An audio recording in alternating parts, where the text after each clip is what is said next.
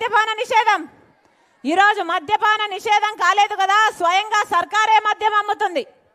ఎక్కడా లేని విధంగా, ఎక్కడా లేని బ్రాండ్లు అమ్ముతుంది. ఏమమ్ముతుంది? భూమ్ అట, స్పెషల్ స్టేటస్ అట, ప్రత్యేక హోదా అట, ఏమిటన్నా డిఎస్సి అట, అన్ని మద్యం షాపులోనే ఉన్నాయి. ఈ కల్తీ సరుకు, ఈ నాసిరకం మందు తాగి మన రాష్ట్రంలో 25% మంది ఎక్కువ చచ్చిపోతున్నారు.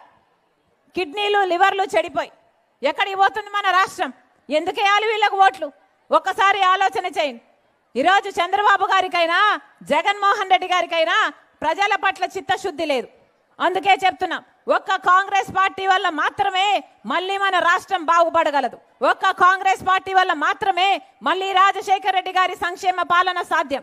ఒక్క కాంగ్రెస్ పార్టీ వల్ల మాత్రమే ప్రత్యేక హోదా వస్తుంది, పోలవరం ప్రాజెక్ట్ వస్తుంది, రాజధాని వస్తుంది.